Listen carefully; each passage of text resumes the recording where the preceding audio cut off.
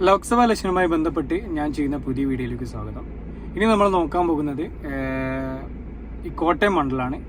കോട്ടയം മണ്ഡലം ഈ പറഞ്ഞതുപോലെ തന്നെ UDFന്റെ ഒരു ഉറച്ച കോട്ടയാണ് ഈ കോട്ടയം മണ്ഡലം. കാരണം കോൺഗ്രസിന് വളരെ ശക്തമായ സ്വാധീനമുള്ള ഒരു ലോക്സഭാ മണ്ഡലം കൂടിയാണ് കോട്ടയം. കോട്ടയം മണ്ഡലത്തിലെ നിയമസഭാ മണ്ഡലങ്ങൾ നോക്കിക്കഴിഞ്ഞാൽ പിറവം, പാല, കടുതുരുത്തി, വൈക്കം, ഏറ്റുമാനൂർ, കോട്ടയം, പുതുപ്പള്ളി. ഇതിൽ വൈക്കം അതുപോലെ ഏറ്റുമാനൂർ ഈ 2 മണ്ഡലങ്ങളിൽ നിലവിൽ LDFനാണ് MLA മാർ. മറ്റുള്ള 5 മണ്ഡലങ്ങളിലും UDFനാണ് MLA മാർ. കേരളത്തിലെ കഴിഞ്ഞ തവണത്തെ നിയമസഭാ ഇലക്ഷൻ റിസൾട്ട് നോക്കിക്കഴിഞ്ഞാൽ UDFന് ഏറ്റവും കൂടുതൽ MLA മാരുള്ള ലോക്സഭാ മണ്ഡലം കൂടിയാണ് കോട്ടയം. അപ്പോൾ അവിടുത്തെ ഒരു നിയമസഭാ മണ്ഡലത്തിന്റെ പൊതുവേ ഉള്ളൊരു സ്വഭാവം നോക്കിയാൽ തന്നെ മനസ്സിലാവും അവിടെ എത്രത്തോളം സ്വാധീനം UDFന് അല്ലെങ്കിൽ കോൺഗ്രസിന് ഉണ്ട് എന്നുള്ളത്. ഇനി കഴിഞ്ഞ തവണത്തെ ഇലക്ഷൻ റിസൾട്ട് നോക്കിക്കഴിഞ്ഞാൽ കഴിഞ്ഞ തവണ നിലവിൽ LDFന്റെ കൂടെ ആയിട്ടുള്ള കേരള കോൺഗ്രസ് മാണി ഗ്രൂപ്പിലെ തോമസ് ചായിക്കാടൻ 4,21,046 വോട്ട്, അതായത് 46.25% വോട്ട്. CPMന് വേണ്ടി VN വാസവൻ 3,14,747 വോട്ട്, 34.58% വോട്ട്. അതുപോലെ BJPക്ക് വേണ്ടി സ്വതന്ത്രനായിട്ട് മത്സരിച്ച advocate PC Thomas 1,54,658 vote, 17.4% vote.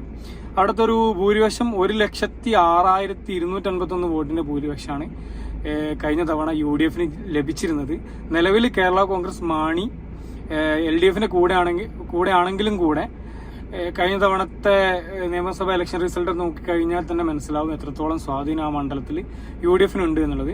ഇനി ഇത്തവണ മത്സരിക്കുന്നത് ആരൊക്കെ നോക്കിക്കഴിഞ്ഞാൽ കേരള കോൺഗ്രസിന് വേണ്ടി തോമസ് ചായിക്കാടൻ, നിലവിലെ MP തോമസ് ചായിക്കാടൻ തന്നെ മത്സരിക്കുന്നു.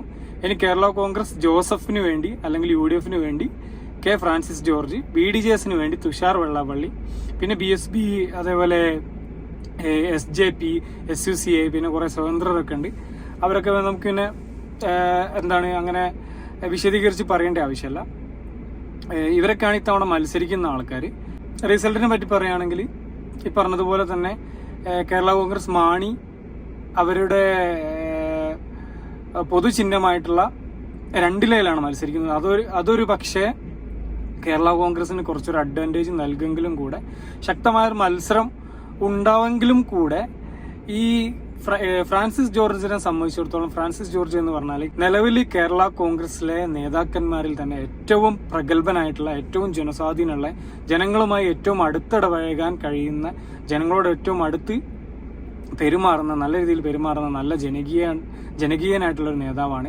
അതുപോലെ തന്നെ സർക്കാർ വിരുദ്ധമായ പ്രശ്നങ്ങളും കാര്യങ്ങളൊക്കെ തന്നെ ഈ തോമസ് ചായിക്കാടന് വിരുദ്ധമായിട്ട് വരാൻ സാധ്യതയുണ്ട്.